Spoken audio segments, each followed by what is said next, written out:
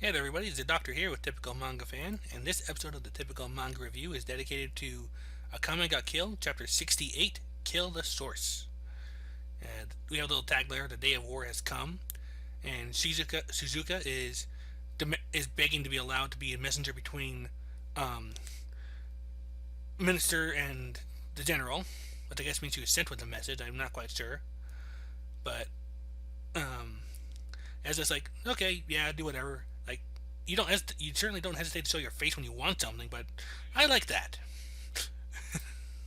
Yeah, although, speaking of her face, I mean, she smashed it into the wall last, if I remember correctly, when she tried Yep, to, basically assault yep.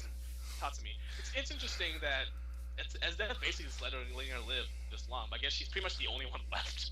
Yeah, well, and Um, plus she also likes she's a masochist, so she likes Esdeath just like bashing her in, which immediately prompts Esdeath to say, "No, I'm not going to do that." yeah, pretty much. It's like it defeats the whole kind of purpose right there, and the whole purpose right there. Neglect. Oh my god, it's so freaking awesome, amazing. Yeah, and we come back to Night Raid's base, where the agenda is giving them their mission orders because they're about to assault the Imperial capital. Yeah, pretty much. Like I said, the discovery of the ice cavalry from last chapter has kind of changed their plans. So here we go. Um, First of all, Akame and Leon are going to act according to the original plan that they have, which is infiltrate the Imperial Palace. And Najenda and Tatsumi will be part of the general offensive and lead the Tegu troops. And they need to make sure they take out Esdeath. Like um, if if she attacks and Tatsumi's not around, there'll be no hope of stopping her. Basically, is how they put it. And they basically review all of their targets. Two of them being the prime minister and Yeah, his death, and yeah. all the Well, others basically being higher ups. yeah. Basically, we got Prime Minister Irony. Well, really, his name is Honest, but let's face it, that is ironic. Yeah, I mean, Esdeath. yeah, and yeah, and then the other guys. Have we heard of these guys? Because No, I I don't. think these are new guys. Like they're just like the bureaucratic side of it, but they're probably still badass themselves. We got the Minister of Military Affairs who diverted munitions and arms for his personal profit and basically made sure to get rid of the generals that opposed the prime minister. Like got him Wait, accused and executed. you say bad or bad ass? I totally missed that. Like for these I said guys. badass, but both probably work. Oh, okay, because Yeah, you're saying like, oh, these guys can probably defend themselves yeah, against because the like attack. they warned them on there. Like some of them may be Tegu users, Yeah. and then prime minister, the second one's like his uh, personal aide and cohort. Um, he's the one who created the assassination squad in order to execute rebels. So maybe we have seen him before. I don't know. We have, Well, they're basically the big guy, the big yeah. wigs. So Well, just kill them. except for Derpy Murder here. He's Yeah. just like a bottom feeder. He's like the court jester, like the depraved stuff to entertain him. Then you have the financial guy who extorts money and bribery and payouts got himself to the top. Yeah. So these guys are assholes. Yeah. Scum of the world, Yep. basically. Um, And they, then they all make they all make Ezdet look so likable. It seems so likable. It's just amazing. that's a weird thing on there, yeah. Because like, and I was gonna bring that up as we get a little bit further in here, but it's like Nagenda points out that it is not necessary to capture them alive, kill them with extreme prejudice, but just make sure that the death is either public or that you display the body. That's pretty cruel, but it has to be done. Yeah, Yeah. I guess. Because the logic here is like if the palace falls, these people will still be able to get out there and cause mischief. Basically, lower the morale of their troops, and all that Yeah, stuff. All and that tactical stuff. as the title says, like kill the source of all the corruption. Because if any of them escape, that's the same thing as defeat as far as they're concerned. Yep, and Nagenda gets all pissed off and says, kill these vermin. If any of them escape, that's basically as good as defeat. And so, basically, Akame promises to help out Takumi take down Enstead after she buries the five Yep. those leaders inside the palace.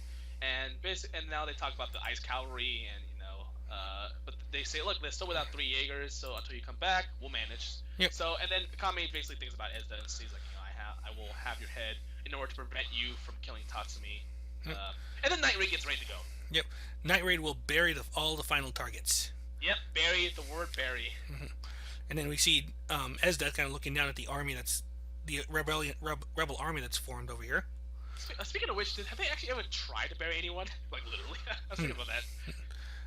No, well, in terms of like burying them alive to kill them, I don't think they have. No, they just bury them. Like, it just mean I just see the Yeah. irony in that. Like, they always leave them out to dry. And it's like, Yep. And the opening shot's basically like a whole bunch of cannon fire towards Esdeath, who just is just loving it. Like, oh yeah. Like I said, you're saying, love this. like Speaking you're of those who saying, love it. Oh, like you're saying like before, like how she's almost likable. She's just so excited. almost likable. But speaking of liking it, I mean, Suzuka is just she's like constantly orgasming. I mean, I swear, it's like that's And Esdeath pretty much like just blocks every last cannonball with her ice powers, which shocks the hell out of everybody else. Oh yeah, I remember the ice is her thing. Yeah, I keep forgetting that she's so OP that she does so much shit that you forget that her powers are just ice. Supposedly. She's just really good at how to use them. And it's like, but Nintendo's like, it's all according to plan. We're fine. And some red shirt's like, oh yeah, that's right. We're supposed to be trying to make her use up all her energy. I get it now. Yes, that is our plan. That is the plan we are using. That is what we are doing now. Send the weaker players first. Yeah, front lines. Yeah. But it's like Nintendo's like, I never imagined he'd make quick work of every last one. Like, and he's like, I always knew when the dust settles, the last one standing in our way would be you as death. So now they're prepared to fight with everything they've got. They've got a Tego user can control like danger beasts of all kinds of power. That's badass. That scene just and the guy just riding on his head. You know what's really interesting? That he looks a lot like it reminds me of the Lord of the Rings movie where we have guys with giant elephants. That still only counts as one. I mean, they look like bad because of that. I think of them as like they look so like this scene makes them look like bad guys, but I mean they're fighting for the rebels. So. Yeah. It's just weird because you have these demonic looking creatures, and yep. Yeah. Of course, they've got something similar on their side. Someone can apparently can control dragon types. Yeah. So the fighting begins. Yeah. The proper melee now begins. Pretty much. Yeah. And again, that's just excited about that. It's a fitting ceremony to commemorate the final war. And we got someone coming out, and it's Tatsumi Incursio! Oh yeah. And that is a kind of nice effect, like where it's almost like JoJo stand-like, the way like you see the armor right above him. You know what's interesting? Yeah, you have the armor right above him, and he goes inside it. It's really, I want this. I mean, oh gosh, the animation had this been, had they animated this part of the manga would have been, oh my gosh, that'd been awesome. Yep. But yeah, so he kills some of the ice cavalries, and Yep, and then we move on to the Imperial capital, the top floor of the palace, where you have the most impractical looking floor ever. Pretty much. Seriously, it looks like a bunch of like little flan puddings you have to walk across. Yeah. And we got the little child emperor there. Yeah, and basically the kid's about to like use the Supreme Tegu and all that, and just to sum up a lot of these things, because it's not much happening. I mean, not much in terms of action. He basically goes back into his backstory and says, how the prime minister is basically trying to egg him on and trying to, support him in terms of morale. But he says like, you look a lot like your father, and but then there's also turns out that he actually killed the father through poison, and then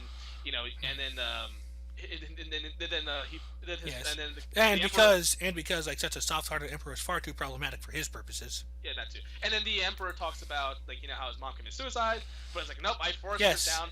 That is what happened. She indeed suicided. That is exactly what occurred. Yeah. So basically, he's been manipulating the emperor his entire life. Or at least most of his life, and he killed off the previous royal members, and so basically this is just showing you that the emperor is nothing but his pawn. Which we've known the entire time, but still. We know, but this is just like really showing it, like showing and not just telling us. This remember like this is the gold, not just the golden rule movies, but I think the golden rule in manga too. Like don't show, don't tell. And I think this is good in terms of showing how how the prime minister's been manipulating the emperor, because we always known it, but seeing it actually like him killing his dad and killing his mom kind of makes me feel a little bit bad for the kid. I mean, at the end of the day though, how bad he will feel about it might depend on how this all starts to turn out, I think. Yeah, I mean, it's a sad thing because he really is being manipulated here, but I mean, I don't know how much responsibility do you put on him, the kid? I mean, he's not really in a position of responsibility when you get down to it. Yes, he's the emperor, but he's a puppet. Yeah, he is a puppet. What I'm saying is though, like, is a lot of people would argue. I don't know if I'm one of them, but a Mm-hmm. lot of people would argue that even if he is a kid, and because he is the symbol that the prime minister used, he does have to share some responsibility, at least in a symbolic sense. This has been used in some manga, I know, where even though the person isn't directly at fault, and there was really not much they could do, that you could blame them for or fault them at for, they still had to shoulder some of the burden because they were in a position where they could have done something but didn't, regardless of whatever reason for why they didn't. And it's a very tricky thing. It's a very cruel way of looking at it, but it is something that other manga have looked over and looked at and probably done too. So, I mean, like the thing is that you can't.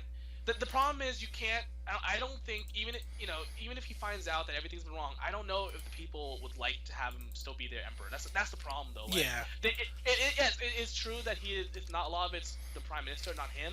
But the people won't see it that way, and I don't think Night Rain really will see it that way either. Like they might think to themselves like in the anime, he actually got executed. oh yeah, He got executed. by who? Night Raid or Rebellion? The rebellions. He got executed because they wanted to they killed him off because he was the symbol of the empire. Whether they wanted to or not, they felt like they had to kill him because they wanted to like the public execution. They wanted to show that the tyranny was over in a symbolic sense, even though the tyranny wasn't directly from him. So that's what And happens. that's kind of what they're doing right now with the same thing they're kind of doing with those 5 targets. Yeah, they're killing the Saurus.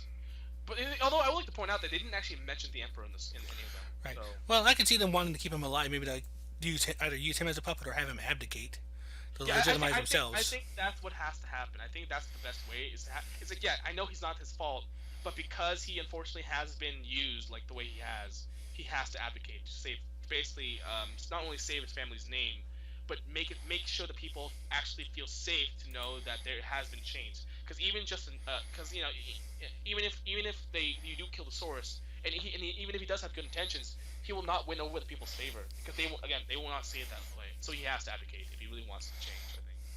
I think, and give it to someone who, and maybe they use this opportunity to change from a monarchy to a democracy.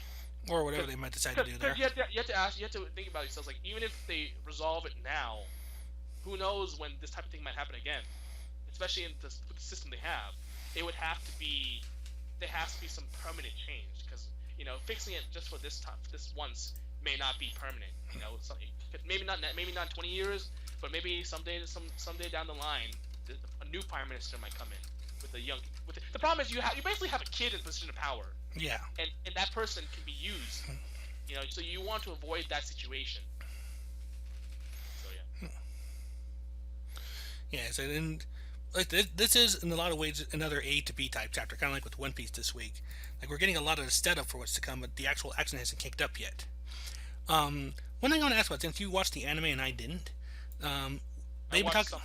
some. Okay, did you watch the end of it? A lot of the comments at the end of the chapter here, for manga stream at least, are referring to a Gundam, which I'm assuming is a Supreme Tegu. Yeah. Does that sound about accurate? I try to wipe myself. It's I don't know. Let me look at the comments. What are the comments specifically saying? Let's see here. It's like, well, one here is like, looks like the anime got the ending early. They did. Yeah. They cut it off right.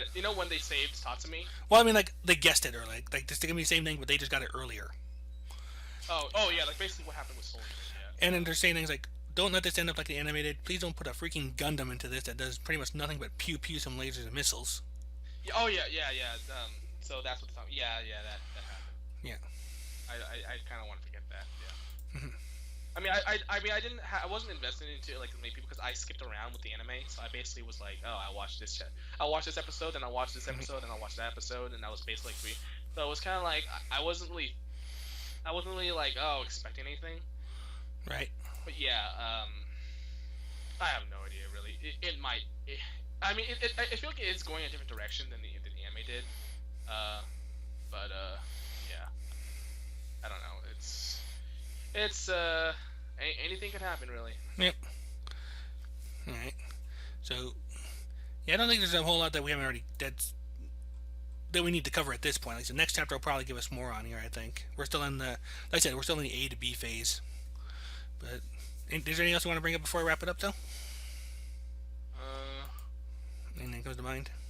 I'm just looking it up and seeing what it was called in the anime. Oh, okay. Let's see. Don't remember. Yeah, there is one comment that kind of relates to what we were talking about earlier, like about Esdeath. Like, she's a truly wonderful villainess. Like, I love her, but at the same time, hate her with a burning passion. Um, yeah, I see. That's the thing. Like with like that's what I say. Like when you work for a guy for a villain that you hate, that you want people to hate, that's how you work for it. Like, see, thing is like with Esda, she earned that opportunity. The difference between why I hate Oberon from Sword Online, I felt like it was everything he did was just kind of cheap and just like for it's like it was cheap and lazy, so it kind of put you off. And it's like, well, yeah, I mean, I don't like him, but it's kind of like I'm not enjoying it. Whereas with Esda, I don't like her, but it was done in a way where you felt like it was built up, it was a lot of work put into it. So then you still enjoy reading it, even though you don't like the character, which is Yeah. a big difference here. Um, so yeah, Yeah, you enjoy seeing her in action at least. Yeah, so I can't unfortunately find it, but whatever. Yeah. Well, if we come across it if you come across it between now and when I start doing setting up the video for release, just let me know and I'll throw it in there. But in the meantime, that has been our review of Akame Got Killed, Chapter 68, Kill the Source. Go ahead and take us away. Bye.